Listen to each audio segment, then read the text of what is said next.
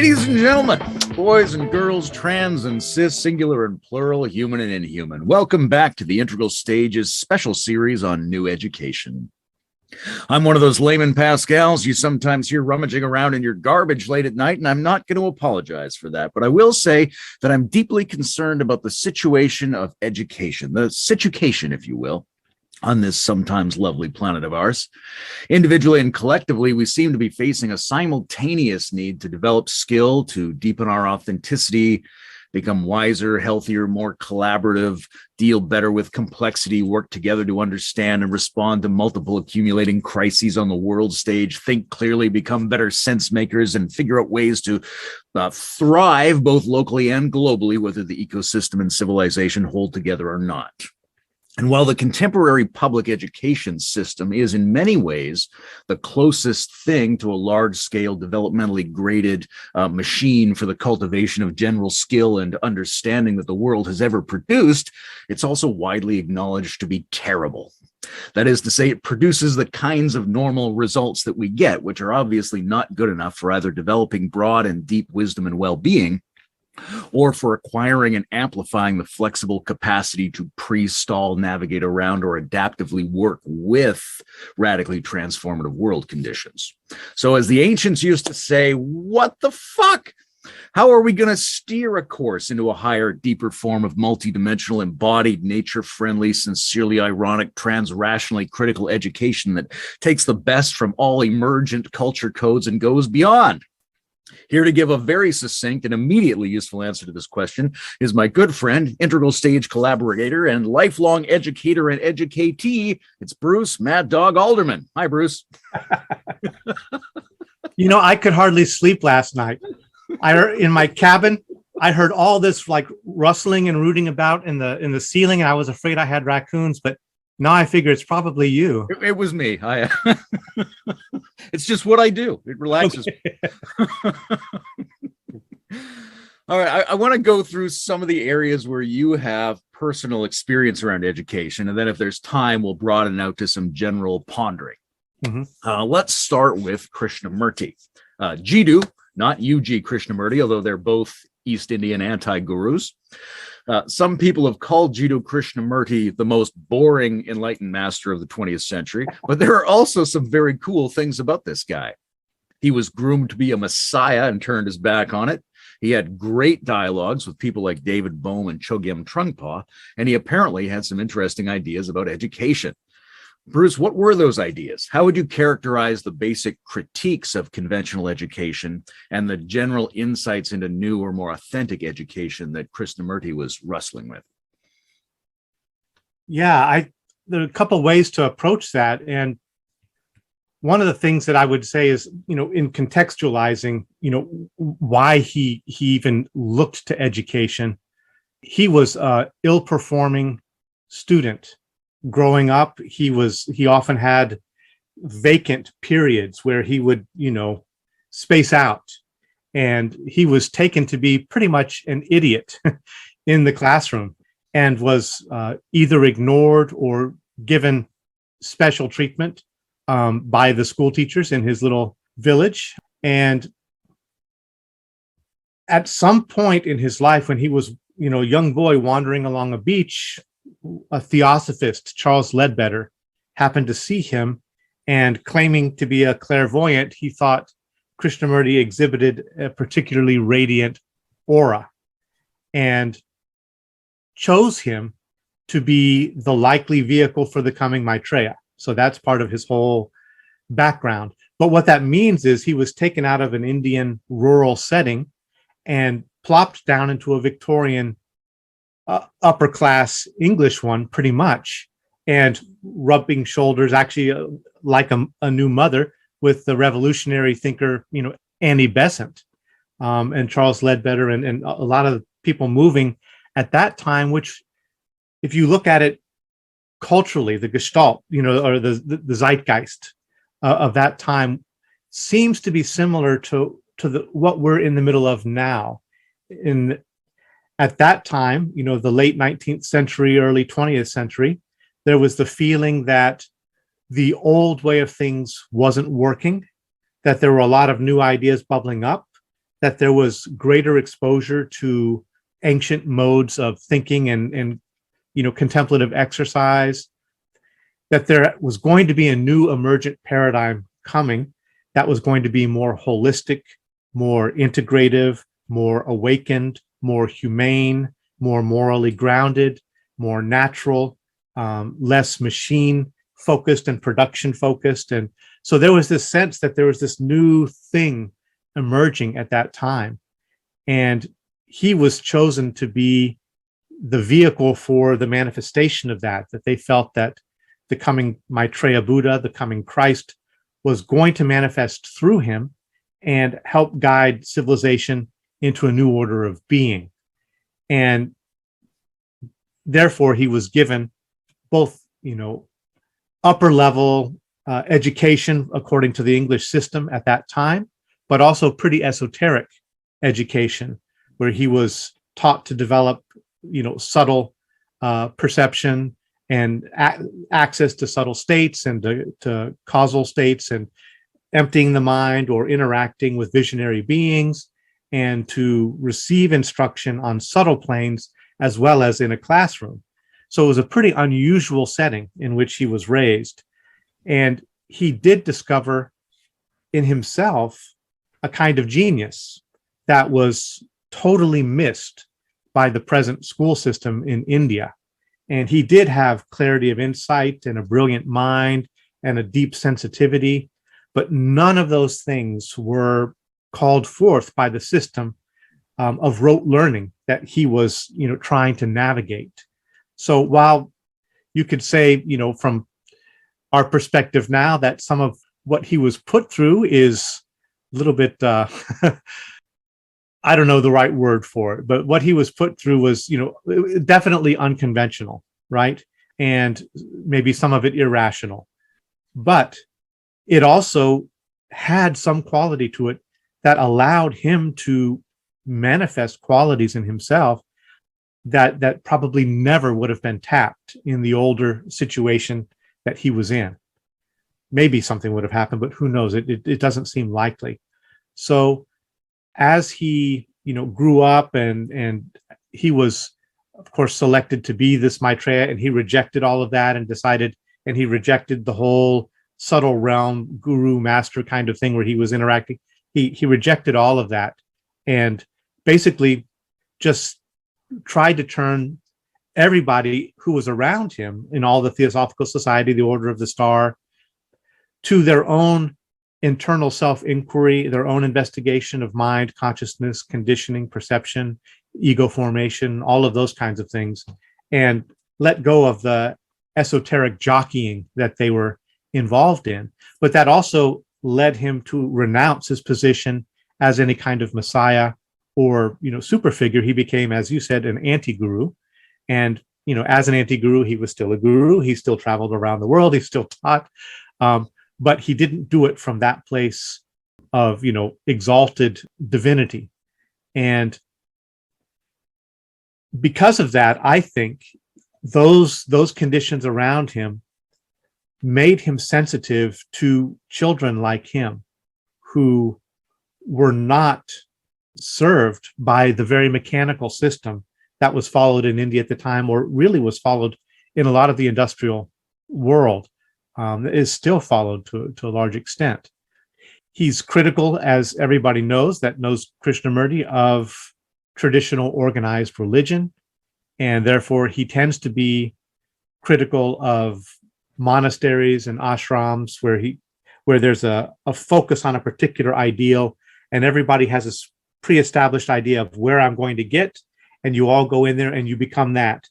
And he was critical of that, maybe excessively critical of that from my perspective now, but that's where he was coming from. And so he didn't really see much value in building more monasteries for self-inquiry. He thought it made much more sense just to work organically with the culture and the educational systems that are already in place, and to find ways to cultivate both the character and quality and perception and consciousness of the teacher and the student in a special, it's really a very privileged incubation period that humans, of all species have, this long extended period to really, build a container for unfolding what he used to like to call flowering, the flowering of the individual, of the being. And could we do that better? Could we do that in a way that served the enlightenment of humanity and the enlightenment of society, not in the, divinized mythological way that he rejected, but in a grounded, way that really brought together the wholeness of the individual and allowed the whole, all of the streams of awareness and consciousness and capacity and intelligence to interface within the individual in a nurturing environment that allowed for the emergence of different kinds of beings. And so that was the impetus for him setting up the schools. And he has schools in several of them in India, in the United States, in the UK, and in South America. That's all that I know about right now. How does that general orientation that he's coming from translate into an actual structure, right? What do these schools look like on the ground? And from your point of view, how successful do you think they've been? What kind of results have we been getting from them? Yeah, I've wanted to track, what's coming out of the schools, and I haven't really found a good way to get in touch with graduates of these schools. I know the quality of students that I've interacted with in these schools, and they're normal kids. I do recall when I was in India at the Rajghat school, and this is the cabin where I was staying at that time when I lived there. There was a pair of kids, brother and sister, I believe, who were being raised in the Krishnamurti fashion by, a dedicated family. And they didn't put them in a school. They did homeschooling on them, but they really tried to raise them with the kind of sensitivity that, Krishnamurti talked about. And I do have to say, those two kids really impressed me.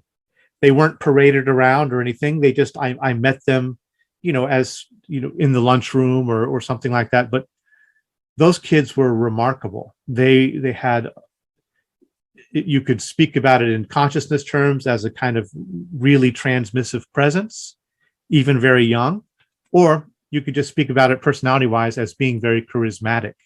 But they were super articulate, super clear-sighted, very, very clean thinkers, very sensitive.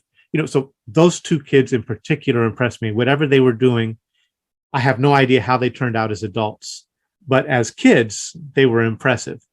The structure of the schools, most of them are boarding schools. And I'm not sure this is something that can be duplicated, across society. That's, resource intensive to do boarding schools. And there are, historically problems, with, you could say, maybe too loosely run boarding schools. All kinds of things can go wrong in those settings. But that's what he felt was important.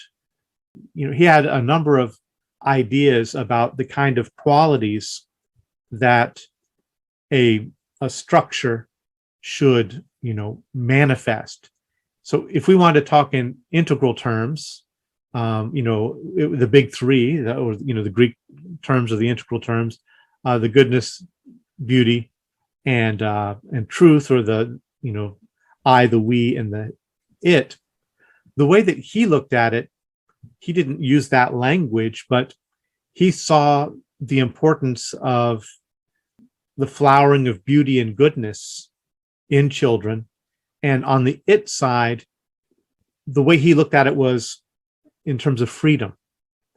What are the behavioral protocols and what are the systemic structures that allows for the maximum sense of security and freedom of children in order to do uninhibited, uncompelled flowering, where if you constrain them too much, or you give too much openness, you lose those qualities. So he was very interested in what kind of structures can we set up that promote a good enough sense of freedom that the good and the beautiful can really flower in children.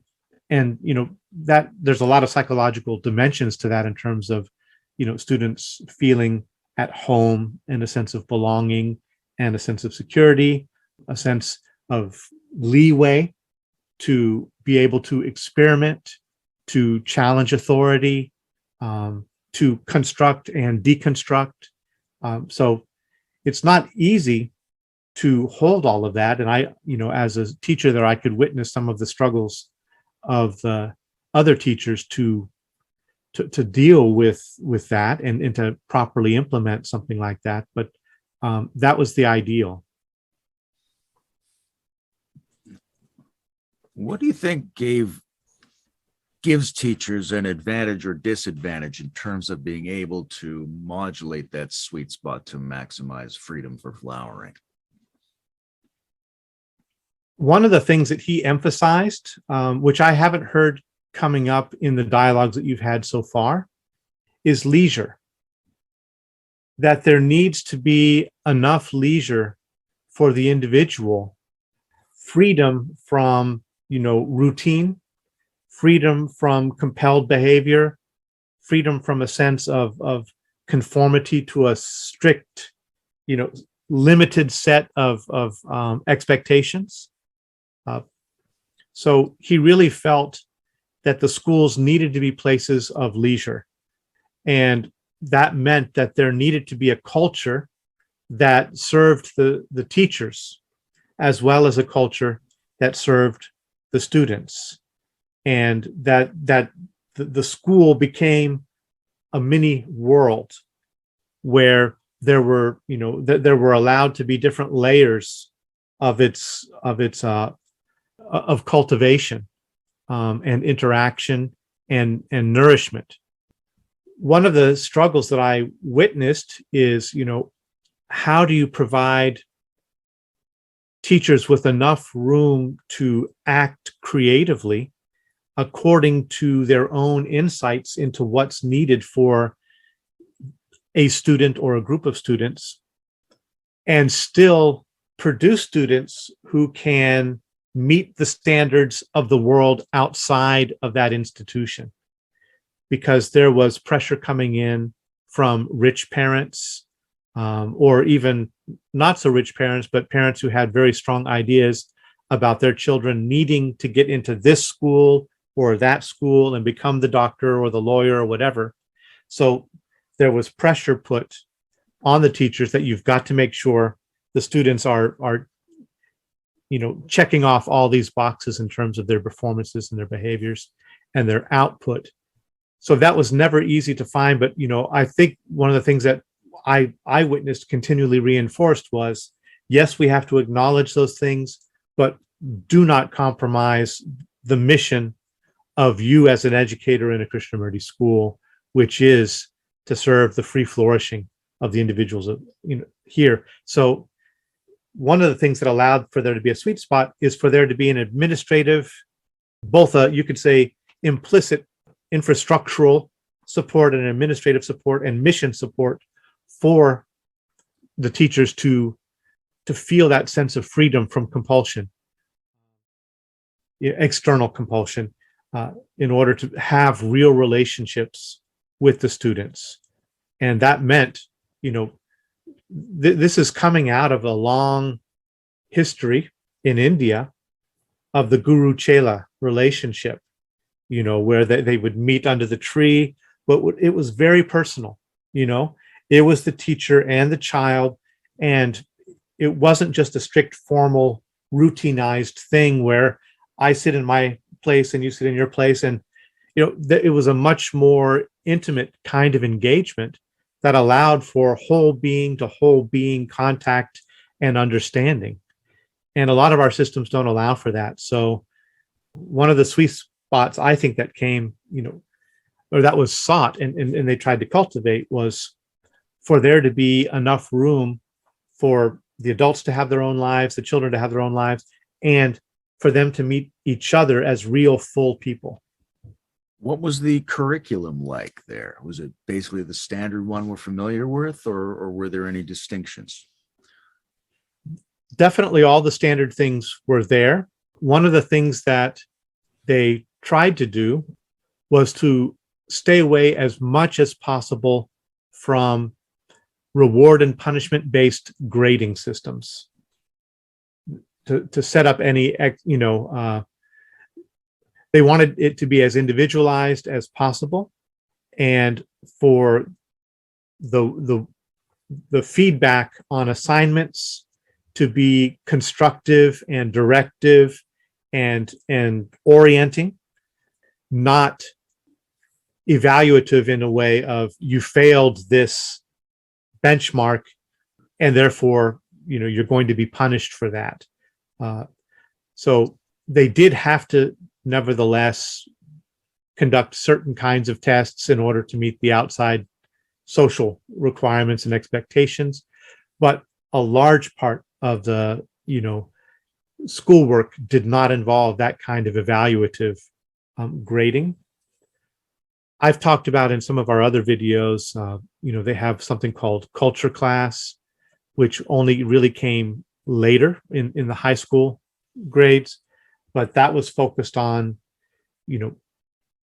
helping students take a critical and reflective perspective on themselves and on the culture of the school, and to interrelate that with what they could see in cultural trends in the larger society, and to explore how conditioning and locking into pursuit of certain narrow ideals and other kinds of things like that happens. Where is it manifesting in the school? Where is it manifesting? So basically, there's a kind of inquiry into, like you could talk about ego awareness. This was like a cultural formation awareness. They were trying to cultivate awareness of how the surface structures of culture form and what is possibly a deeper meaning of culture, where culture could mean deep intersubjective encounter that was cultivative. That's kind of what that class was about. They had different kinds of creative writing and other kinds of they definitely always maintained a balance between the STEM kind of topics and the arts and their regular school performances and music and plays, and they would bring in artists from the outside to do special presentations. And at the actually, one of the things that's different, I think, in a number of Krishnamurti schools is that the kids are involved in caretaking of animals and cultivation of crops that they depend on. So they have animals and they have fields, and the children would participate in taking care of the animals where some of the food came from, the milk, and helping to plant things or to tend to the gardens. And so most of the schools are vegetarian, and they raise animals and they in their own food. In the Ojai school here in California, there's a strong focus on social service and ecological awareness. So they regularly have programs where that are student organized, that they'll go out and decide there's a beach that needs cleaning, there's a forest that needs maintaining, there's a whole polluted and decimated section of a city that needs care, and the students will go out and work on that on weekends. And they also have a number of programs that are available for students to go do intensive study as a group in other cultures. So they'll take journeys to different nations around the world to study conditions there, explore what's going on culturally or socially or environmentally, and then not only talk with each other but talk with locals to understand what's generating these problems and how do we collectively cultivate the intelligence to respond to those things. So those are regular practices almost every year. They have some of those things. They have rituals and festivals that they do, whole school-wide rituals where they might put together a ritual to celebrate something about the living world or celebrate something about the mind or consciousness, and they'll generate and create these rituals together as a school. I'm very intrigued by this idea of having the kids raise animals and crops and things like that, because it seems like we've gotten away from the more basic human education function that takes place in the midst of the life of the tribe, which is to say children are traditionally taught through doing activities that the group needs done so that they're participating in a meaningful way and taking on responsibilities and doing something which is of direct service to the system in which they're embedded, versus abstracting them from life and putting them in a bubble where their job is to go to school, so to speak, where they're studying and training for something in a very abstract fashion that has no immediate utility to everyday life, right? Our society doesn't require you to be able to, well, maybe it does. I was going to say sit for long periods of time and obey bells and things like that. We do have a certain kind of factory need for that kind of thing. But what do you think is lost if the education system for children is not explicitly producing something through its activity that is of value, that is needed by the community? Yeah, I think there's a kind of a sense of alienation that's produced, and a kind of rootlessness and irresponsibility that can grow out of that. There was an article that came out some years ago looking at the need, or the focus in a lot of schools to help students have self-esteem. And there was a lot of work trying to implement programs in order to, cultivate self-esteem among students. And the article was pointing out that this was often being implemented. If you look at something like Maslow's ladder of needs, this was often being implemented in environments where some of the lower needs were not being met, and the students didn't feel plugged in on those lower base level domains where, for instance, the sense of belonging, in a sense of security, in a sense of being in a, in an environment that was theirs. And so if those things aren't there, then it's harder to cultivate and maintain the sense of esteem, which is a higher level value. And so that's one of the things that Krishnamurti emphasized a lot, is that there are kind of two things that go together. One is that education is the cultivation of total responsibility, and the school is the student's home. And this really applies whether, like in some urban places like in Bombay, where the students may not actually live there, or where in most Krishnamurti schools, they do live there. There's the sense that the school is the home, and that therefore the children are in some way responsible for it, not, in a developmentally inappropriate way. The adults are responsible for, a lot, but the children are brought into a culture which expects that, just as at home, you might expect the child to help out with some chores and make sure that their room is straight and help with something in the kitchen and contribute to the overall constructive flowering of the culture of the home or of the culture of the school. So the idea that Krishnamurti often presented to the children were that you are the whole of mankind, and a school is a microcosm of the whole world, especially one of the boarding schools.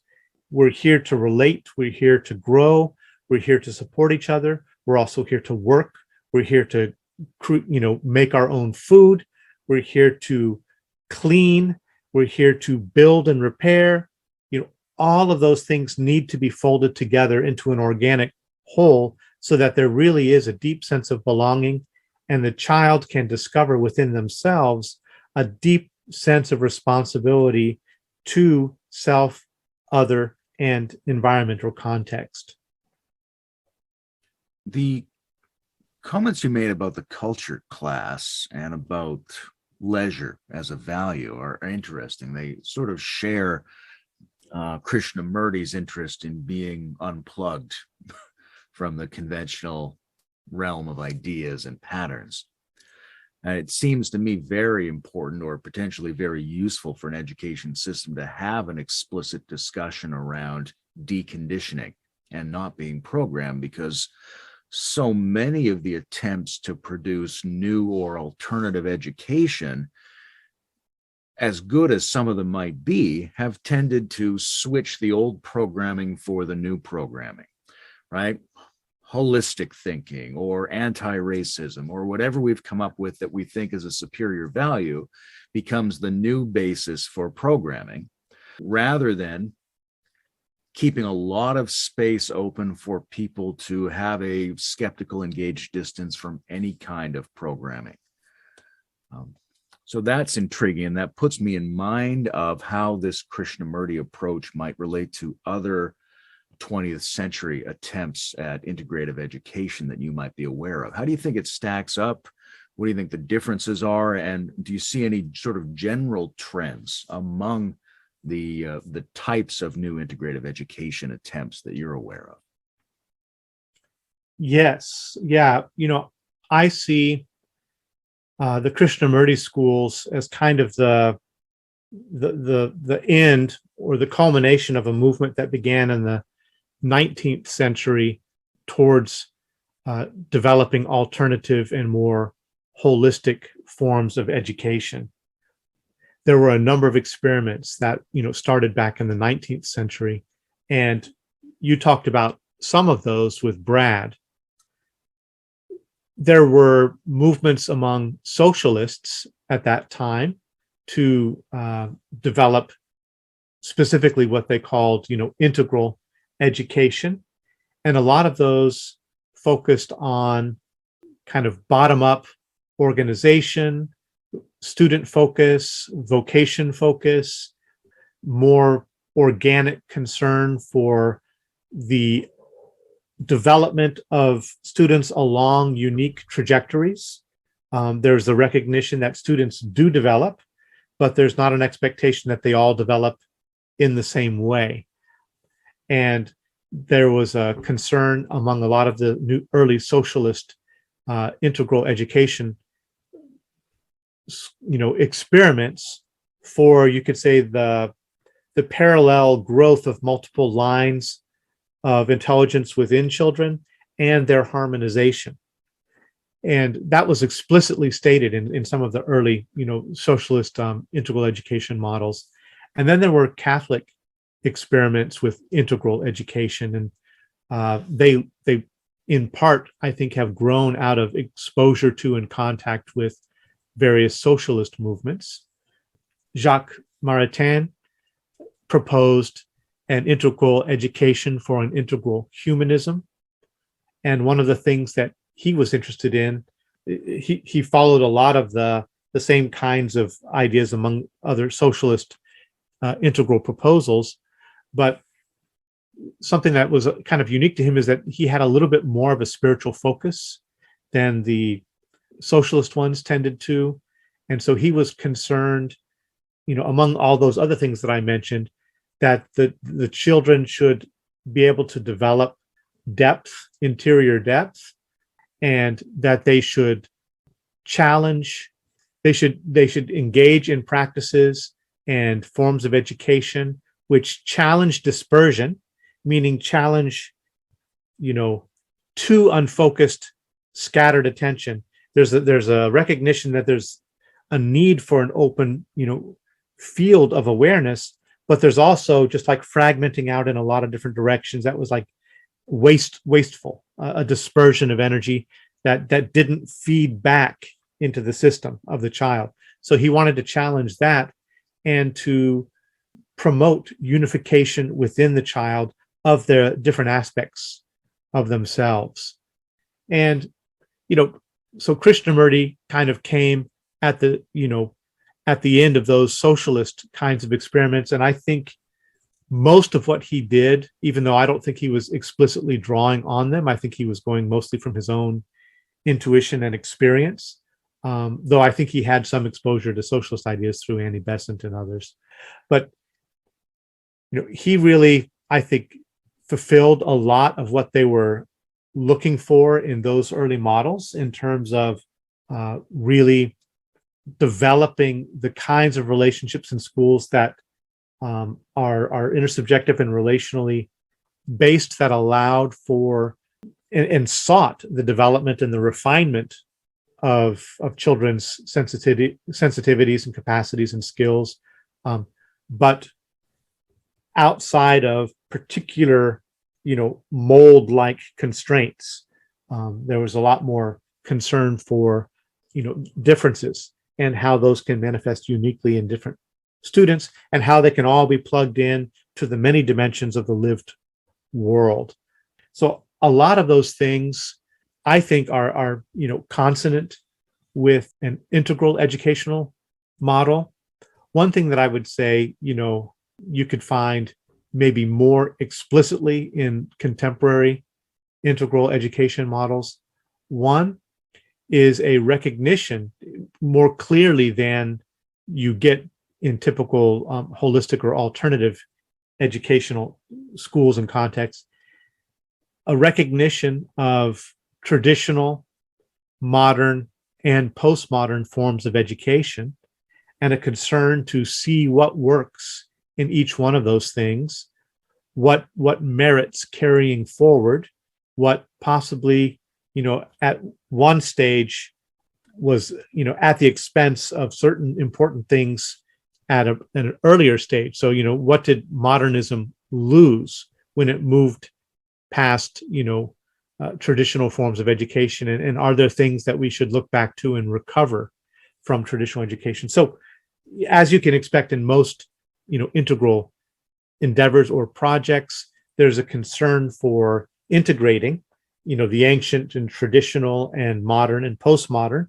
and drawing on the best of all of them, rather than, situating yourself oppositionally to some or the other. That we're a holistic school, we're not a bad modernist school or something like that. So, whereas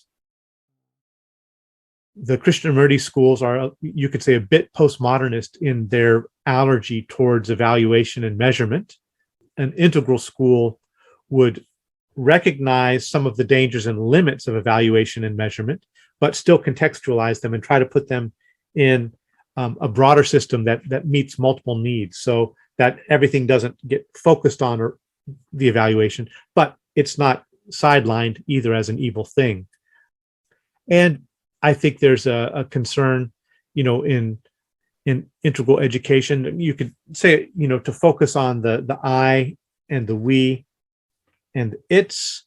And I think those things were pretty implicit already in, Krishnamurti's experiment and the earlier integral education experiments I mentioned, but they're more explicitly called forth. And I think with clearer understandings of development than existed then, you can recognize types of development that are possible in each one of those domains, and working with that, both to be sensitive to not teach, over the heads, or to have expectations that are not developmentally appropriate for students. And there's more we could go into, but that's like a general, comment at the beginning, at least. Yeah. So in some ways, you see the Krishnamurti approach as epitomizing this sort of first wave of new or proto-integrative education, drawing a lot on socialist critiques of how the modernist system is operating, trying to refine sensitivity, trying to preserve and cultivate a lot more of the richness that's in the child rather than put them into a narrow mold. A broader range of multiple types of intelligence being dealt with, an embrace of holism, and some value for free consciousness in general. But that can be extended by this integrative approach, which at its baseline involves, like you were saying, deciding what merits being carried forward from pre-modern, modern, and postmodern approaches. And so the first thing that comes up for me there is how do we make that decision? What are we aiming at such that we could evaluate what does merit being carried forward from each of those approaches?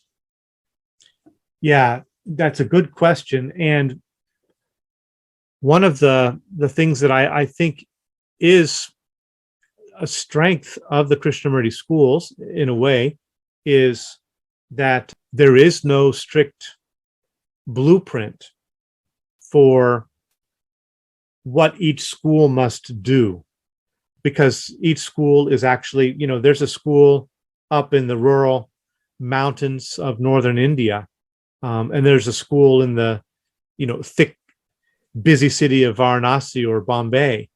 So their needs are going to be different, and the culture is going to be different. So there's not a uniform way to raise up the children. There's just a set of guiding principles that aim most broadly at, kind of holistic, grounded development of the individual, along multiple lines, and touching on and integrating and harmonizing various capacities. So I think in some sense that contextual sensitivity is important, even for the, for the whatever emerging integral projects there are now. But I would say one of the things that, Robert Keegan, for instance, is helping us to, see is that we are in a world where a lot of the problems that confront us are over the heads of most people to be able to think about and to respond adequately to. And so I think that in addition to, wanting to harmonize and cultivate the different aspects of the individual, I think the integral educational experiments are and should be really looking at not only building up and developing firm, grounded, rational capacities among the students so that they are able to themselves do many of the things that are needed for the maintenance of the cultures in which we live, but to aim at the post-rational or the integrative second tier, fifth order types of perspective taking that are going to be necessary for us to really have a hope of meeting, the intensity and complexity and nestedness of the challenges that are confronting us right now. And as a kind of aside, this is more appropriate for the US, but I think it applies in some other, countries as well. One of the companies that my day job, educational testing company, about, 15 years ago or so, maybe 20 years ago, did a paper looking at what they felt was this perfect storm gathering in the US. And it really is happening.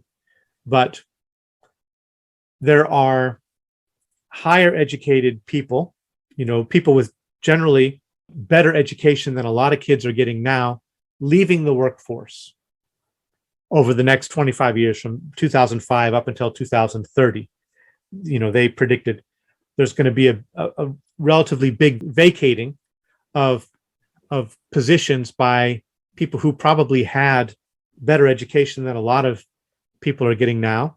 There are problems with literacy or illiteracy and non-numeracy that are growing. That there are more because of immigration of a lot of people who don't have those skills, and because of the breakdown in a lot of our schools for even adequately, making sure that the students acquire those skills. More and more it's growing. They're anticipating between 2005 to 2025 about a 7 to 10% jump in illiteracy among adult working age people, and plus a big waves of immigration that are coming in that also bring that with them.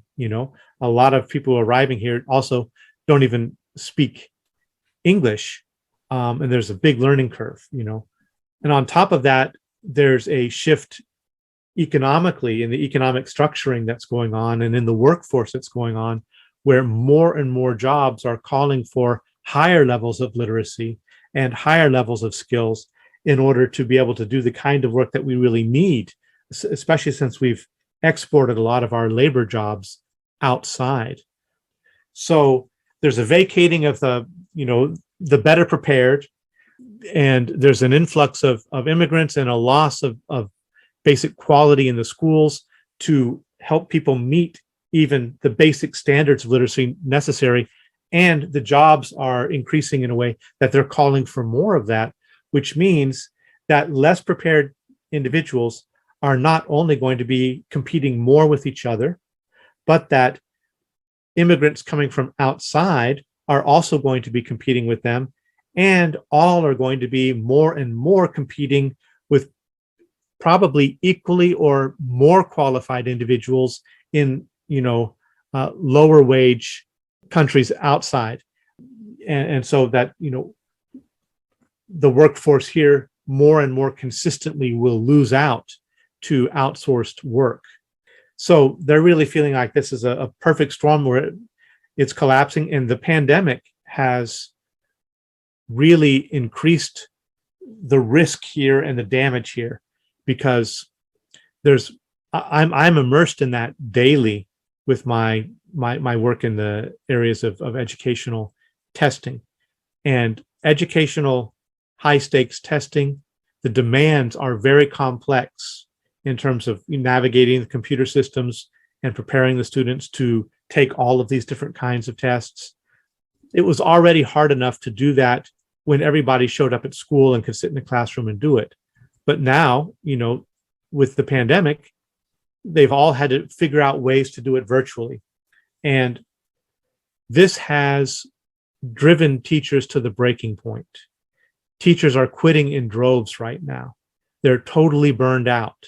They don't have resources, they don't have money, and the system is punishing, and they're bailing because they're not getting very much money, and it's super high pressure to meet the demands that are already intense from high stakes testing, but even worse because of the pandemic conditions and all the extra hurdles that are involved. So teachers are vacating, few teachers are coming in to replace them, and the students are being educated in overtaxed environments where the students really need the one-to-one relationship with the teacher in order to actually digest this stuff, and they're not going to get it because the teachers don't have time to focus individually on everybody. This has been a problem for a long while, but it's been really exacerbated by the pandemic. So, I don't know how it is in Canada, but in the US, it's in pretty bad shape right now. And it doesn't look like it's getting better anytime soon. So this need for alternative education places, however they can be established to circumvent some of the problems in the failing system we have, to me, is greater than ever. Okay, I want to come back to this, to the problem of analyzing the way the system is right now, as well as this apocalypse of immigrants and dummies that's apparently on its way. I knew they were the problem. Yeah, they are. But first, I want to touch a little bit on this in over our heads thing, because it seems like that's reiterated in a number of different ways, right? This gap that you're talking about opening between the complexity of the task demands of many parts of the economy and the reduction of many of the basic capacities in people coming out of the institutions means that a lot of the basic economic functions of society are over the heads of a lot of the people. And that's a version of this bigger problem that Keegan is looking at, which is to say the whole civilization has been producing problems whose solutions appear to be at a much higher grade of mobilization and pattern recognition than is possessed by most of the people in the civilization. And so then there's something like a right and a left solution to problems that are over our heads. Maybe the left solution, which is permeating a lot of the integral discussions, is, well, how can we get our heads higher so it's not over our heads, right? What can we do to systematically encourage the development of people with more depth and expertise and greater ranges of vision? But on the other hand, there's what I would call the Nassim Taleb problem, which is, how do you build skill in functioning with things that are over your head? Because as developed as we might be able to get, right, even if you move the whole system up 2 or 3 levels from wherever they are, we're still going to be facing a range of problems that will be over our head at that point. So what's going on in terms of integrative education along the lines of building skill in dealing with things we cannot understand? Yeah, I think that's really important. And, I would relate it in part to, one of the themes that Krishnamurti also talked about, which is education is not only about building up and establishing patterns and recognizing patterns, it's also about breaking down patterns. It's also about challenging habit and mediocrity. And the way I relate that to what you're asking is that basically, if there's a focus on knowledge acquisition and the establishment and replication of certain patterns, and basically you just have a script that you meet, that's never going to be adequate, right? You have to have an education, which one of the things that Krishnamurti talks about is focusing on helping students to recognize the limits of the me, the limits of the self that's manifesting in any environment. And if you can become critically aware of the limits of our knowing capacity, the ways that our patterns of thinking bind us, that can put you better, that can make you more comfortable living at the edge of our capacity and our knowing. And what you could talk about is, a lot of the integral and alternative and holistic models, they focus on this idea of lifelong learning. And how can you cultivate not educated or learned people, but people who learn how to learn, people who learn how to live in inquiry and openness.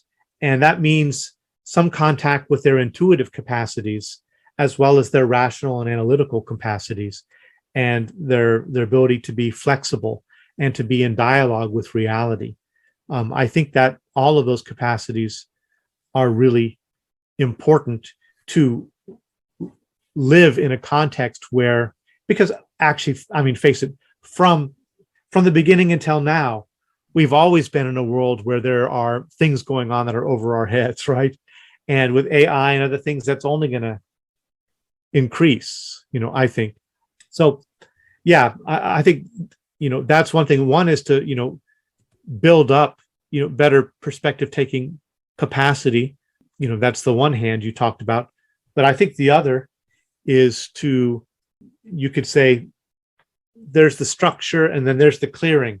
And you need to develop both the structural capacity and the capacity for Gelassenheit, that being in deep resonant attention to and with what's manifesting in a way that basically can connect to multiple systems, but that is unstructured. You know, in McGilchrist, he's talking both about the parsing and the layering and the identification capacities and the global contextual capacities, and we need to have both. And if we don't have that global contextual kind of awareness, I think we're always at a disadvantage. I have some questions around the McGilchrist thing, but first let's talk a little bit about some of the streams that are pouring into the perfect storm, right? Where are the sources of the educational insufficiency and catastrophe that we're facing right now, right? Some people would say we lack the proper ethos, right? That communities and families are not inculcating the correct virtues into children. As a result, the individuals are not showing up in education with the requisite responsibilities and discipline and motivation to really participate in those systems.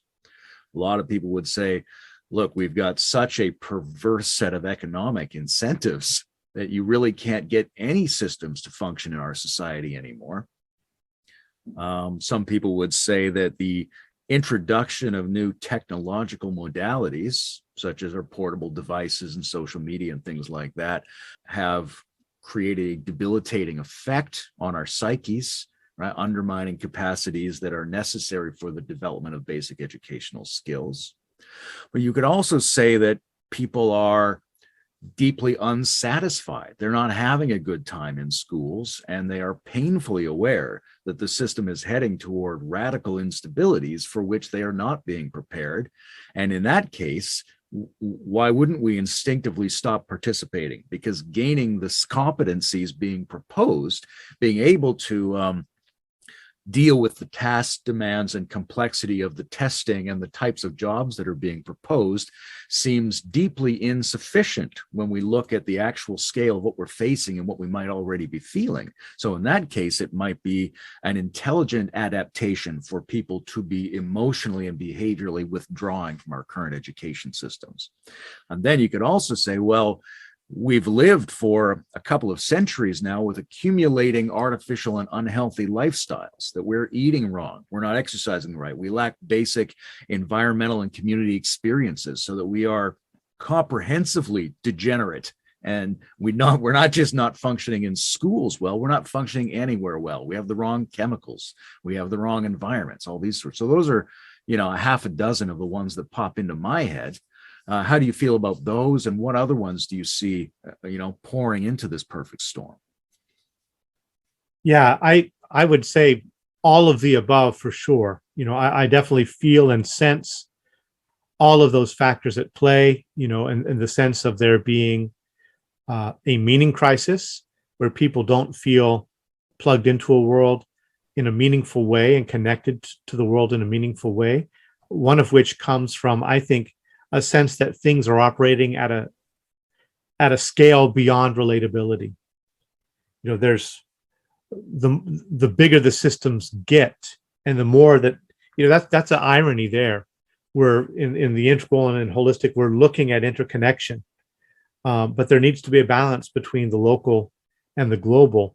And the more that people feel that they're plugged into this massive system, which they have no sense of control over, the more there's a kind of existential giving up or an unplugging from a sense of responsibility, because it's just too big to manage, and there's no sense of real living participation in or impact on. There's the sense that whatever I do doesn't matter, right? And as long as that sense of not living in a context where what you do matters, where you have a purpose that plays a recognizable part in the operation and unfolding of the whole system, if that's lost, due to, you could say, over connectedness, that's a real source of I think, struggle, and in one of the reasons why there's like a disengagement that's happening. I don't envy my son or a lot of people around that age who are old enough to begin hearing the messages from Don't Look Up and other places that we may be really fucked, and it doesn't matter what I do to get my great degree. It's not a guarantee at all that whatever I pour my life into is going to make a bit of difference to forestall the coming collapse in 2 decades, right? I mean, that's a real sense of existential threat that people face. And I do think in that regard, a reorientation of priorities makes a lot of sense.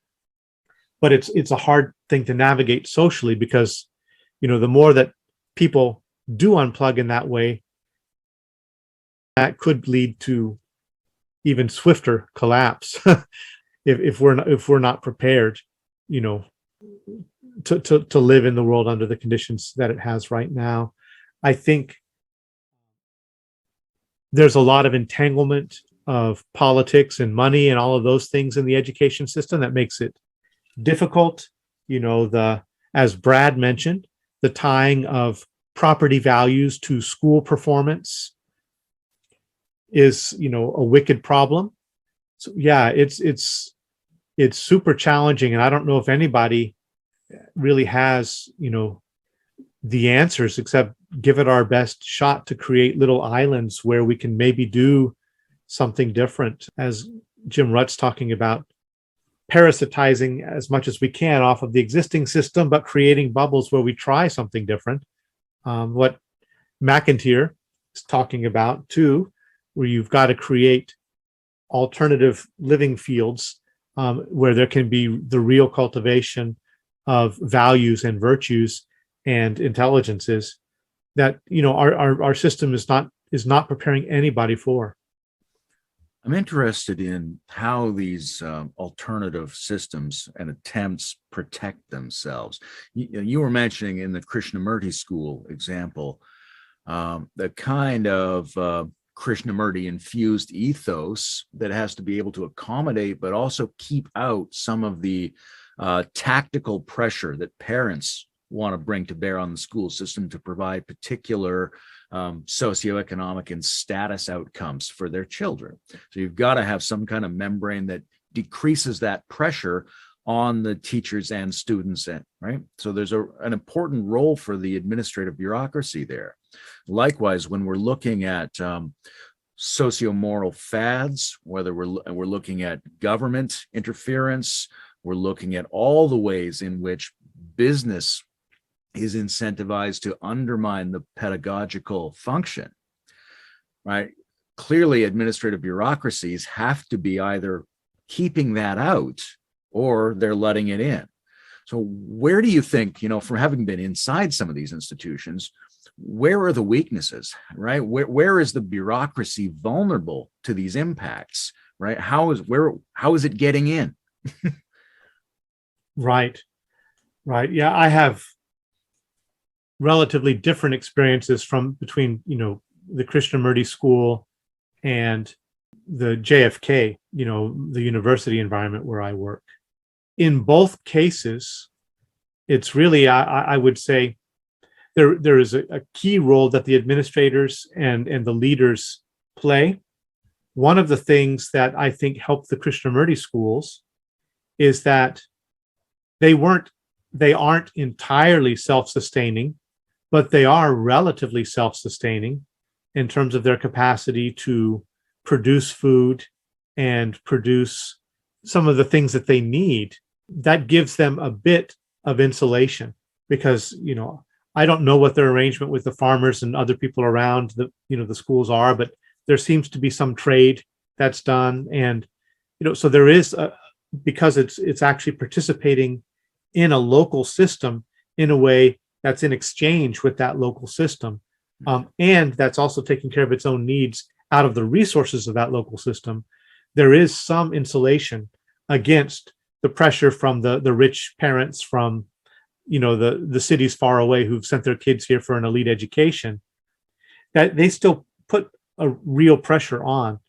but there's some insulation. For something like the university I'm at, basically, the economic realities have gradually undermined a lot of what we had 2 decades ago, where we had much more self-contained, culture that we were able to maintain across an entire set of departments in our own, basically our own university. Now we've been absorbed into a larger, totally profit-driven national system with, boards of directors and people with, investments and things like that. And there's huge pressure to, we've gotten rid in our program, which I'm sad to say personally. I think there's some really wonderful things we're doing, and I'm still happy about those and proud. But we've gotten rid of our thesis and dissertation tracks right now, and are focusing only on basically development of entrepreneurial skills and entrepreneurial projects.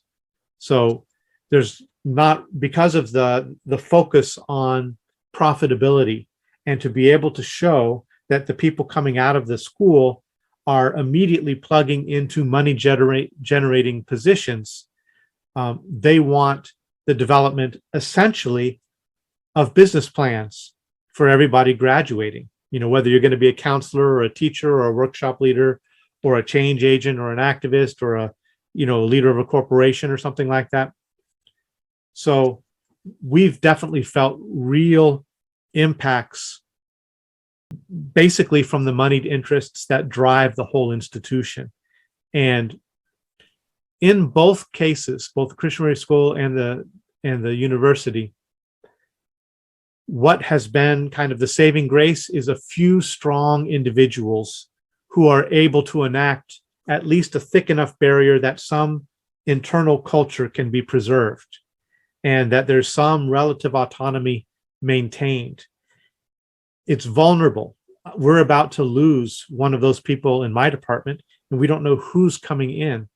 And everything could be undermined within the next few years, even within the next year, if the wrong kind of person takes over. So it's super vulnerable. It's scary. The idea that a few of the right people are withstanding the system structure and keeping a better educational system going, that's a really bad place to be in. Yes. Where the function is directly proportional to the resistance of people to the general tendencies of the system they're in. Yes.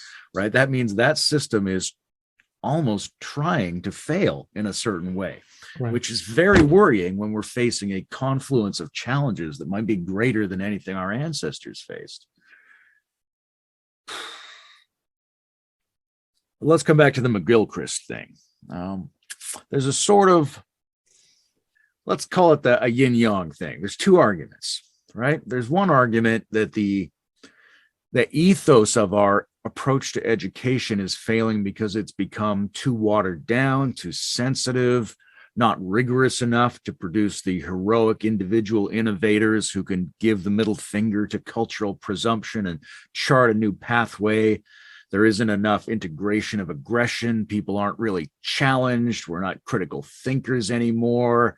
And as a result, we're just human animals suppressed by a top-down bureaucracy. So let's call that the insufficient yang hypothesis. And then the corollary would be the insufficient yin hypothesis, that we are too left-brained. We are not embodied enough. We are not ecological enough. The education system has been too abstract, not relational enough. We're not able to be, we're not able to feel. So what do we make of these two pseudo-Chinese medicine diagnoses? Which one is the graver imbalance that we're facing? What does our education system not have enough? It obviously could be both, but what's the more urgent one to correct?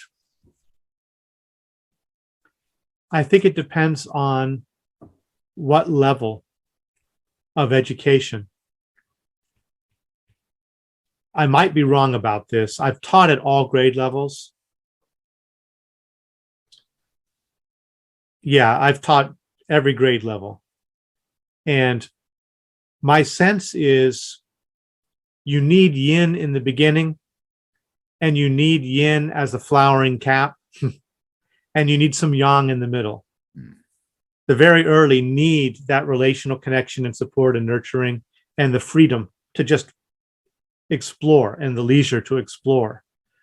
Once they've had the gathering of experience, that can be channeled and focused in particular ways and really driven, I think, towards very concrete ends. Once the concrete operational starts and moves towards the formal operational, I think there's value for more of that focused, precision oriented. But in order to at least achieve a certain base level of functioning that the society needs, but then it needs to expand out again, I think, and be balanced by, again, now that that's been achieved, what does it fit to? What does it relate to? What's its role in this larger ecology of meaning? So I would see a kind of dialectical interplay needed between and among those, and it's never one-sided or the other, but in terms of the proportion of focus or emphasis, it seems to me that would be the way to go. Because right now, I'm experiencing at the university level, but I'm also witnessing to some degree in my daytime job in terms of like how the test performances are going and things like that. But at the university, because of financial constraints, but also I think because of the general breakdown and looseness and more, you could maybe say, ideological focus of a lot of the education that's going on, there's been an increase in the kinds of students we get who have a lot of like passionate thought, but have very underdeveloped skills in terms of writing, analysis, clear critical thinking. I've definitely noticed in the last 15 years a downturn in the quality. So I think at some level, especially at the high school level or the junior high level, there's been a failure of really establishing those foundational things. So while the people are showing up in our program with big high ideals and they're beautiful people, a lot of them are lacking those foundations. And again, that kind of undermines what you want to do, because you've got to focus so much on just developing what already should have been developed.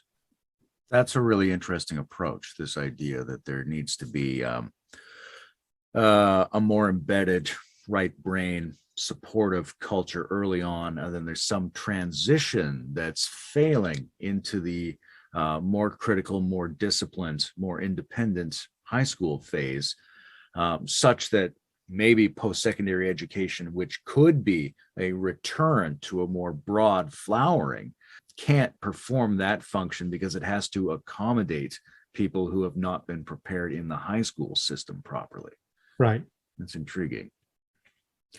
You know, one of the questions that comes up for me talking to everybody in this series is about the world or the evolutionary niche for which we are preparing people.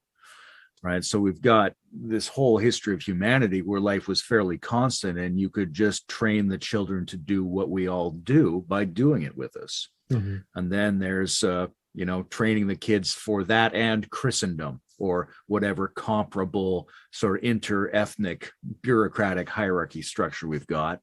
And then there's this modern approach to schooling, which is not very old, where we're going to kind of template the factory production model while also teaching them to drive cars, follow arbitrary schemes, work in offices, that kind of thing. And now it seems really open-ended what we're preparing them for. I mean, ideally, there's some kind of cybernetic self-directing feedback loop whereby the bureaucrats and the business community are able to modify the government protocols to change the school to get the kinds of people we're guessing that we're going to need in the next few years. But there's a huge risk that if the next few years at some point start to contain such novelty and destabilization, or such historically novel conditions, that system is not going to work very well. And in fact, might not have been working very well for some years already. So in that case, what do we know about the future to which we could be adapting children? What is the kind of environment of 10, 20, 30 years from now for whom we must be producing citizens now? You know, do we know anything about the contours of that realm that we're aiming at? Yeah, that's such a good question. And there's often a focus just on getting, the job right outside of the door without any consideration for that longer, deep time preparedness, so that the schools should function as as sensory organs for the culture, right? That they should be plugged into and responsive to the overall trends of the culture. And I don't think they're serving that. They're actually operating in a very narrow envelope, and they're not plugged into those larger concerns for, especially in the condition that we have now. And I don't know why it's popping in my head, but it's like this kind of lack of attunement to what's actually on the ground and what's actually coming is really well manifested in certain countries like Nepal, or Ladakh, and some places in India, South America, where we are exporting to those locations basically the Western industrial style of education to prepare you for certain kinds of skills which don't even exist in those locations. They prepare you for work that can't be done in your locality because there aren't the systems there to employ people with those skills. People can emerge, but there's nothing they can do. And so they're not preparing people to actually be functional, thriving members of the local society. So what's happening is people are either bailing out or giving up, right? And that's just, to me, I'm using that as an analog of what could be happening here too, in that the more that we are unattuned with what's actually the current need now, and focused on very narrow kinds of things of monetary metrics or certain social issues which are important but maybe aren't everything, we're really doing a disservice to our kids and to our culture in the long term. That's interesting because it sounds like it's simultaneously not immediate enough and not long range enough. Right. What's your best guess about what a general curriculum should consist of, right? Because we have a basic sense that we've developed over the past 100 or 200 years of reading, writing, and arithmetic, and some history and some geography, and maybe there's a shop class or something like that. We have a standard set. What do we not need in that set? What else should be in that set? What are things that could be combined into one, right? What would really be the basic human mandala of educational subjects that everybody should be versed in so that they can adaptively go in any direction as a functional human being? Not everyone is going to need the same math skills, right? Not everyone is going to need the same language skills. So one of the problems is, there's at least a focus in the system on just getting a certain base level of those things established for people. But often that becomes self-reinforcing, where everyone is just focused on that, and there's not much room for flowering and development of individuals beyond the lower set of expectations. And so we have systems that are not producing people, very many people, with the higher level skills that are needed in certain areas. We're not producing them in sufficient numbers, you could say. But in terms of, overall curriculum, I think there needs to be some integration of, you could say, day language and night language approaches, where in the day language approaches, you are helping to develop the concrete skills and the practical things. And in the night language, there's a concern with the meaning and the mythos and the story, and something that you're plugged into as a culture, a larger participatory field that you can recognize that you are part of in a meaningful way. And a lot of traditional cultures have initiatory processes that enable, that put children through ordeals and then plug them into a larger narrative that allow them to return to society with a sense of purpose within the overall context, right? And it's hard to do that in a more impersonal educational system, because we can't just, it's really hard to manage. Those are psychoactive, intense, self-deconstructive and reconstructive processes. But I think as a culture, we really need some forms of initiatory activity that we're not giving children, to allow them to really feel existentially confronted by and plugged into the world in a meaningful way, such that they have a real living sense of being a player in that world. So I don't know specifically how to realize it in terms of like larger spread out national educational systems. I see how those things can be done in smaller experimental educational systems and boarding schools.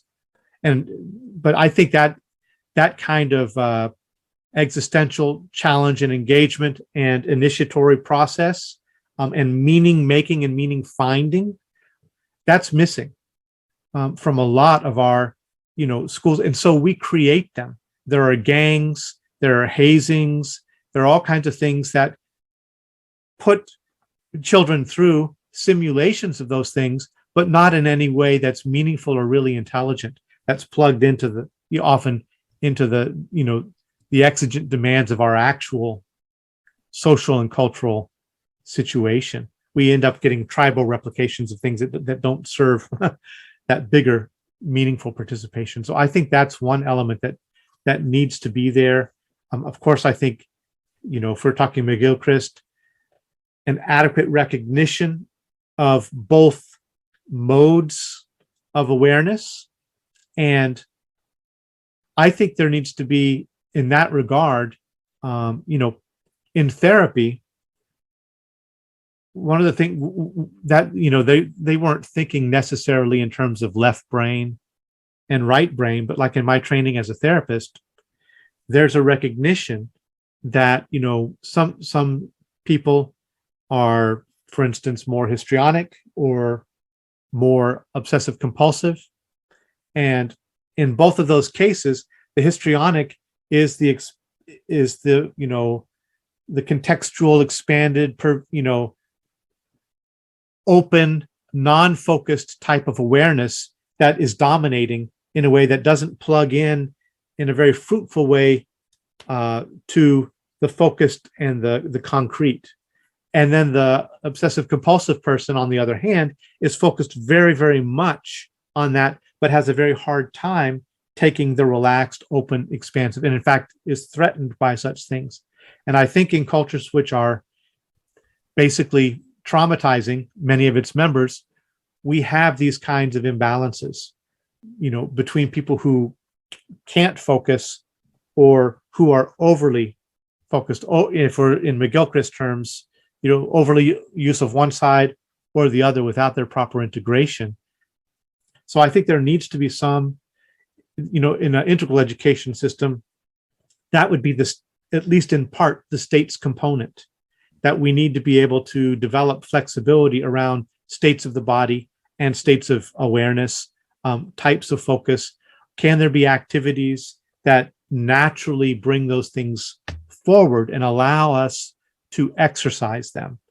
At the Krishnamurti School, there's the silent room where everybody just sits and just receives what's coming in through the windows and from the birds and from each other. And then there are the tasks where you get down there and you learn how to plant this plant and graft this tree and do the really focused kinds of things. So I think we need a balance of that on the state side of thing. In terms of like types, we need a curriculum that can focus on different types of learning. So for instance, there's the different sensory modes that people tend to interact with. Do you learn better through hearing or through seeing and reading, or through doing? So there's that. There's the gender-based styles of learning, and is there enough emphasis on that, where we're able to exercise different gendered ways of knowing? What are the different kinds of narrative styles that people relate to? Can you incorporate, into the curriculum multiple narrative styles that nurture the fuller being, meaning first person, at least first person, second person, and third person modes of engagement and meaning making, and so the balance of the experiential, the dialogical, and the analytical, right? Those are just some general thoughts to throw out there. Yeah, that's great. I think there's a lot of that is about reconceptualizing the basic approach to any subject matter or type of curriculum, right? We're going to get these, whatever the basic state modes are, whatever the basic types are, they should be built into each set of course materials. And then there's this question of how do you, as basic types of courses, in addition to some of the ones we know are useful for people in general, like literacy and things like that, how do you take what people are already doing and refine that to the next level? As I often think in terms of, we all have bodies, but we don't get much anatomy training, even in physical education, right? We're all in some mixture of trying to have positive experiences by ourselves and with other people in ways that are less damaging. There's no hedonics training at all. So we're very poor enjoyers. Our enjoyments come with all these problems because we got no training, right? We're all breathers and thinkers and awareness beings, but there's no meditational component in most curriculums. We're all sensory perceptual beings, but there's no ecological sensory enrichment training, that kind of thing. So those are things that are already going on. And like you were saying, initiatory ordeals of various kinds are things that people spontaneously generate within the school system that fall outside of the purview of the system itself. So if we were able to enfold those in and refine them, we'd be in a much better position. Now, I don't know exactly, as you were saying, you don't either, what that looks like, what it means to go out of the logos into the mythos and come back. But it seems like that could be a hugely important and biologically and archaically anchored aspect of our educational system. How it's scaled up, I don't know, because most of the decisions we're making collectively, even, can we put it online? That's a question about, can we scale it up? Can we provide it to everyone? And that's the primary focus, more so than can we provide it more deeply to anyone in particular? Because of course we could, but how would we get it to enough people? I'm not sure anybody really knows that answer. Another thing that comes up for me when, in terms of thinking about types, is whether the emphasis is on leaning into types or on counterbalancing them. Right? You might say, well, if I like to take things in by listening, as much as there have been critical challenges to that NLP notion of the different sensory modalities, should I be trying to do it the way I'm typologically privileging, Or should I be trying to challenge that in myself? Should I be deliberately working on the opposite? Because one of the things that's come out of these, the Carol Dweck growth mindset kind of thinking, is this notion that we should be cautious about allowing people to work on what they think they're good at doing, right? Because we know it's not great to give punishment for your existing traits, right? We don't want to penalize people for being male or female or gay or straight or having whatever cognitive modality they have. But it might also be debilitating to reward them for whatever they happen to have, rather than rewarding them for attempts to do things they're not good at and attempts to be ways that they currently aren't. So I know, how do you feel about that? Because it seems like the school system and the ethos of education extends the normal human feeling that we don't want to be troubled. We don't want to feel dumb. We don't want to fail. We'd much rather either disengage or lean into things that seem like they reward our identity and our existing capacities, where I can get a pat on the back from myself or someone else, rather than trying to teach people that it's really good to do things that make you feel like you don't know what you're fucking doing and you're not very good at it. Right. So that goes back to what kind of environment are you setting up? Is there a place where there's enough feeling of freedom and security to experiment? Or not? Because I agree with that. I think it traces back partly what we talked about with John, I believe, in the Rethinking Religion conversation about, the integrative practices in terms of the overall just, training programs.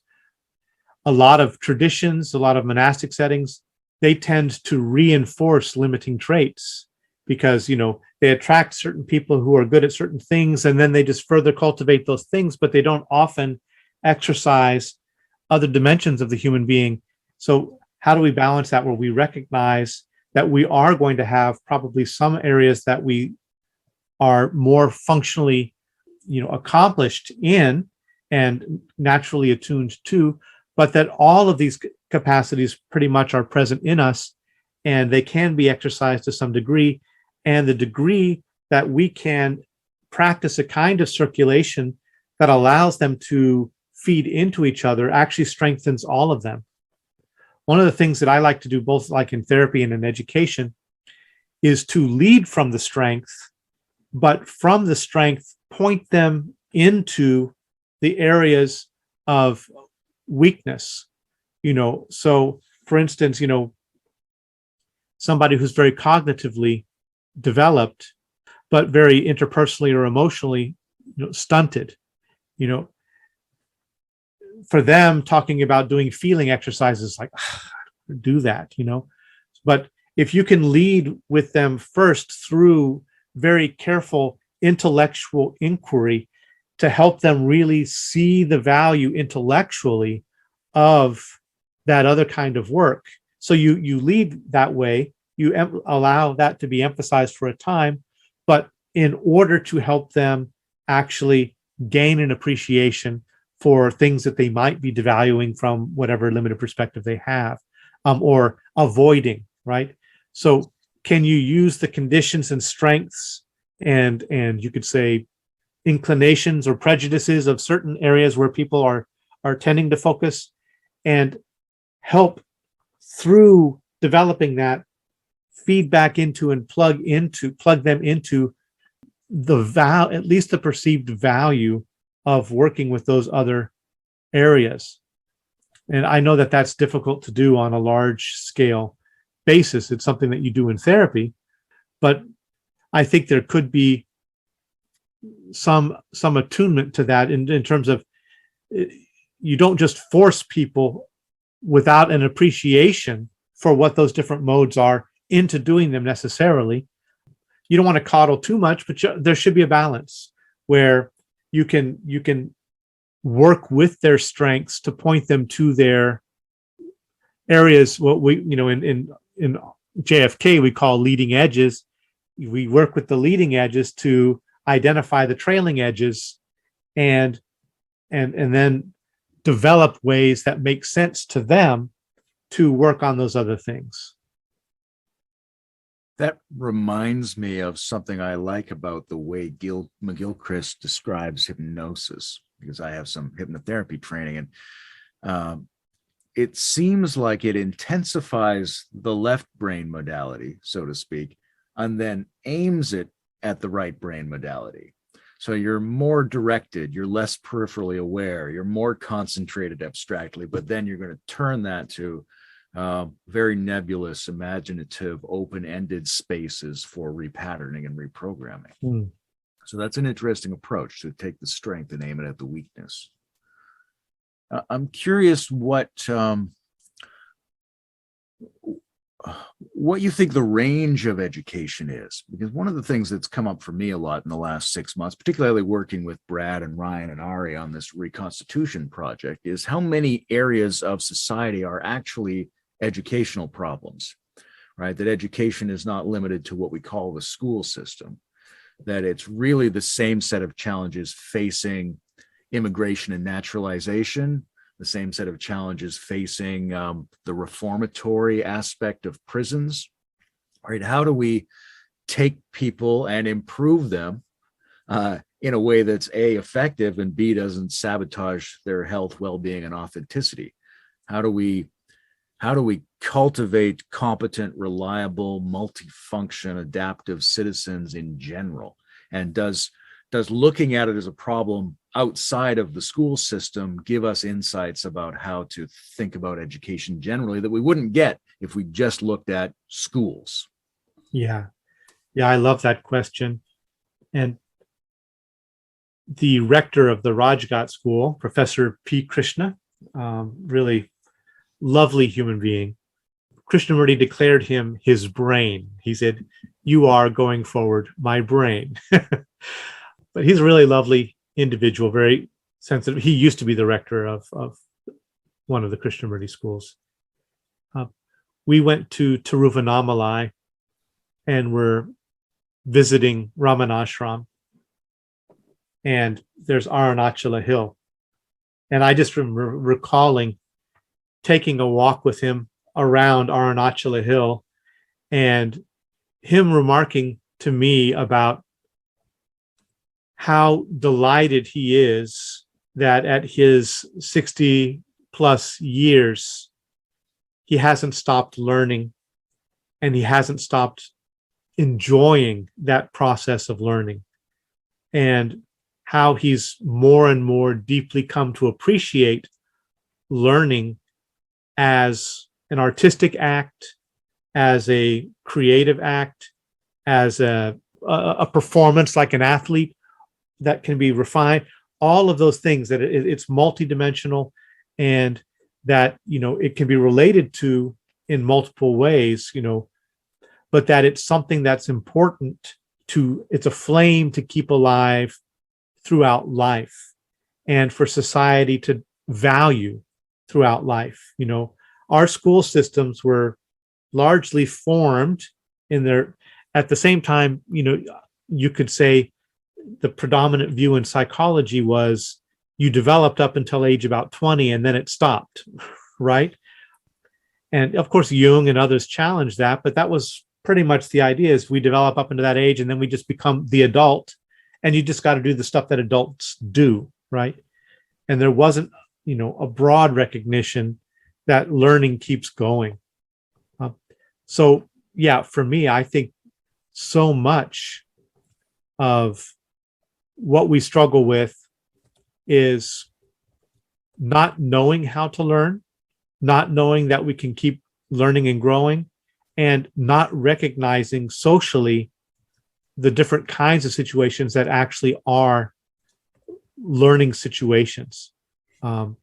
Like you mentioned, the prisons, they could be used, people are doing nice programs in prisons. And I've seen some letters coming out of prisons of people practicing integral life practice or other things that are really beautiful, inspiring things, that they're engaged in some deep learning in the penitentiary, where, penitentiary was a place for you to do penitence, for you to think about and to be reformed,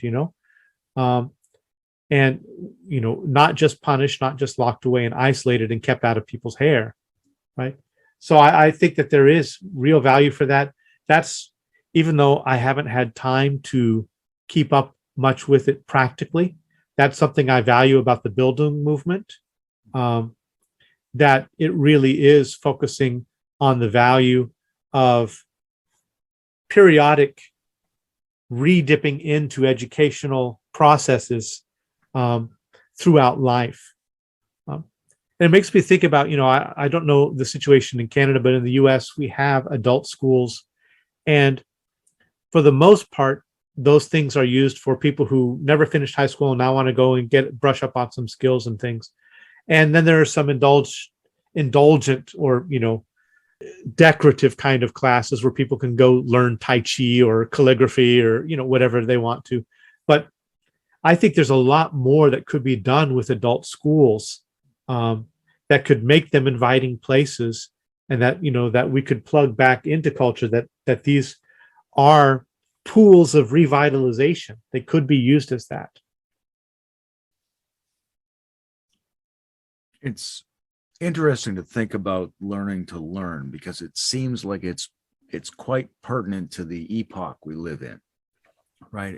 Where society and ecology and technology remain pretty constant. You could go a long way by just deeply adapting to a particular skill set and not worrying about constantly trying to transform yourself. But the conditions now, the background condition to which we have to accommodate ourselves, is a constant change. So that's the niche we're adapting to.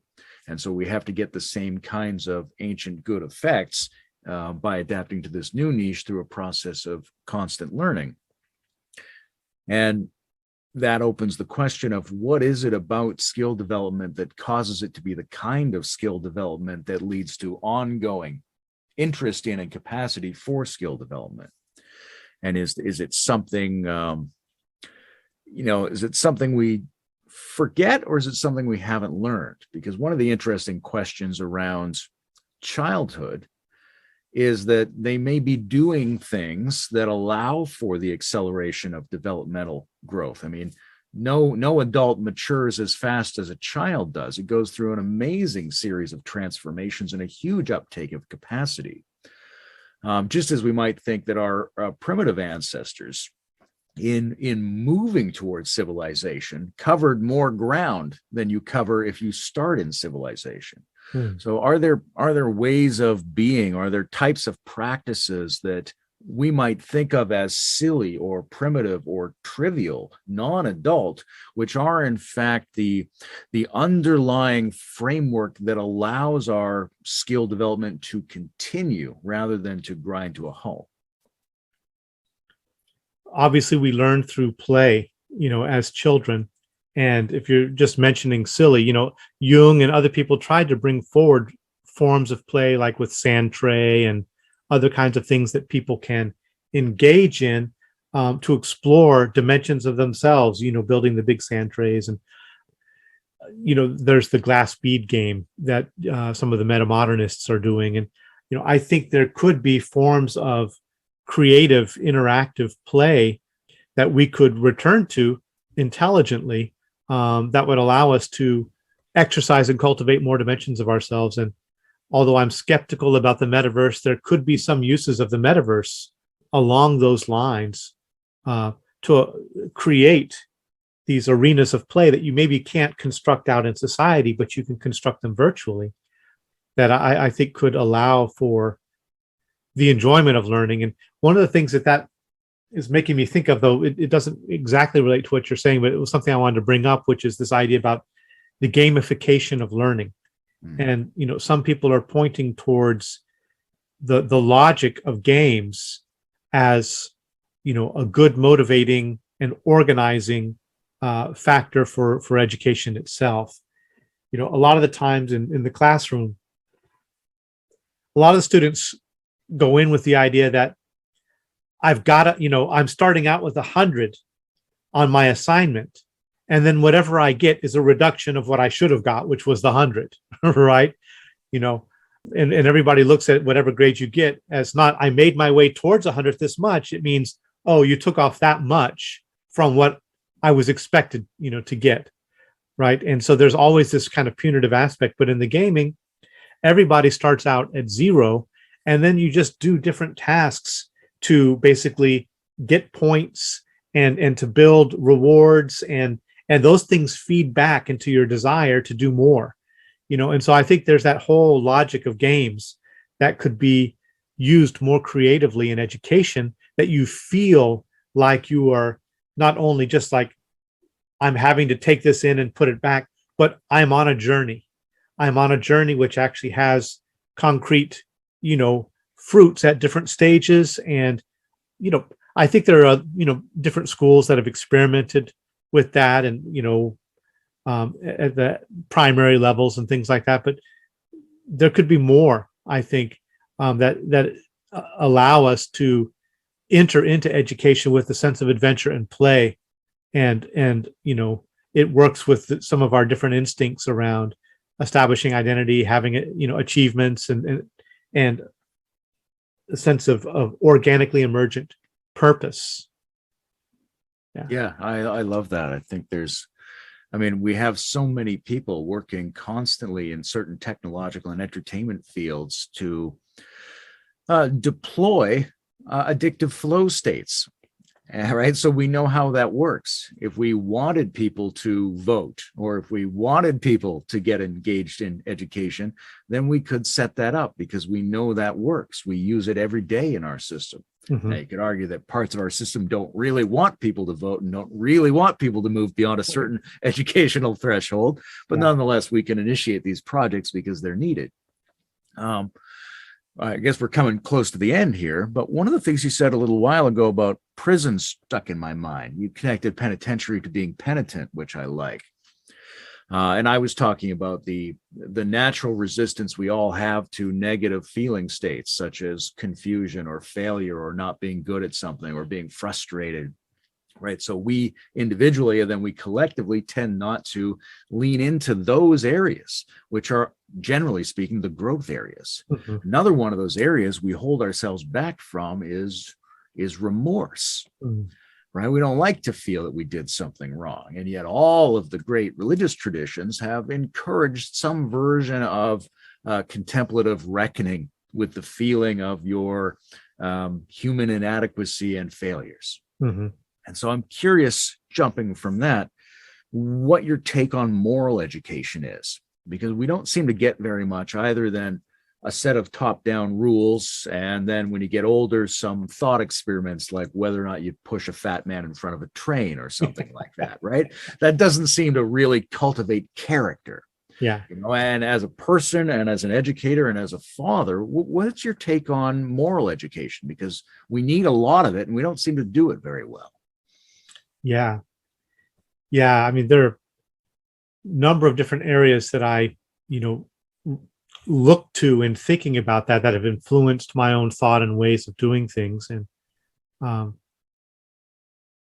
within, the Nundro of Tibetan tradition, they have at least maybe 9 different types of exercises, and they're exercises for, they call it mind formation. It's character formation and it's thought formation. But there's a huge amount of, almost an overwhelming amount of exercises that have been developed to help people think through and feel different states and confront different things. Confront mortality, think about loss and generosity, cultivate compassion. There's a whole range of things that the Nundro works on, and it's done in a rather mechanical way, in that everybody who does the Nundro does each one of the 9 exercises 100,000 times. So it's a huge amount of reflection, but in a way, I think there's a deep wisdom in the sheer number that they're giving, which I don't know. In my experience, they haven't always been super strict about make sure you didn't do 1 or 2 short. But the idea is there is a reinforcing and a rewiring of of the brain that can happen through sustained inquiry in particular areas that are non-mechanical but repetitive, and that you have a chance to, each time you do it, see a little more, go a little deeper, find connections and resonances that you didn't do the first 5 times you did it, but now you've done these other ones, and then you can see how they connect. So for me, that's a whole field of practice that, there could be, 6 months out of a child's education, or a year, where that kind of reflection is encouraged and done. In a modern context, we wouldn't follow the old Tibetan, but there could be that kind of thing done. What Joanna Macy started doing with her grief work among adult activists as a foundation for building up moral fiber for doing effective, non-fragile activist work. She found that a lot of activists burn out, and they're fragile, not anti-fragile, because they have basically an ideologically driven, focus into which they're channeling all the energy. And there may be some genuine moral feelings and impulses, but it's also resting on unprocessed feeling that keeps a certain degree of rigidity around the ideological focus and the us them othering kind of stances being taken, and it leads to high levels of burnout and other kinds of problems. So I think that could be extended out from just that context. But what she found is that our system needs a way to be in touch with itself and to receive intelligent feedback about its own condition and the impacts of its own behaviors. And if we block off things like remorse, and we block off things like grief, we're blocking off vital channels of feedback, both for the individual and for the larger culture. If we can't get that feedback into actually seeing ourselves, the results of our actions, and seeing collectively the impact of our way of being on the world, and processing it at a heart level and a gut level, not just intellectually and then ideologically channeled, we're not well served by that. And so to me, moral education grows out of that kind of existential embodied engagement, and not shying away from things like grief and remorse and guilt and depression and despair. All the things that we say you shouldn't be doing, in the smiling Instagram universe.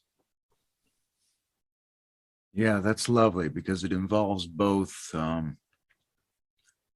the gaining of a robustness that comes from trying to process unstable or negative feeling qualities, as well as a kind of a process of cultivating pondering and exploration, which seems to me, we don't have time to get into it now, but it's hugely missing from developmental education and education in general. Is how do you make decisions? How do you wrestle with something? How do you process the information internally to get to the point of a conclusion that your whole being is comfortable with, that you can move forward on without burning out or being nihilistic or being overly idealistic or heading for some kind of pride? How do you make a real decision for yourself based on information?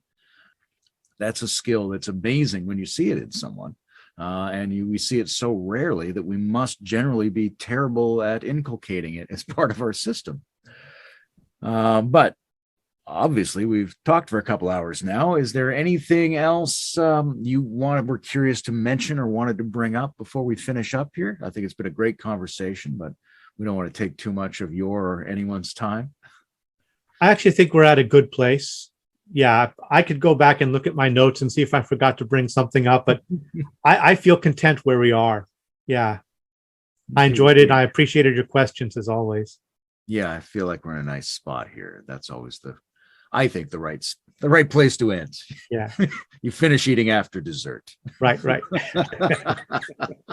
Well, thanks very much, Bruce. I really appreciated the insight into both the Krishnamurti approach, but also your general ability to synthesize so many esoteric and leading edge systems and combine them with your personal experience of many of these different approaches and orient those in a way that stands in front of both our real current situation and our emerging future situation. So that's wonderful, and you're wonderful, and thank you. Thank you.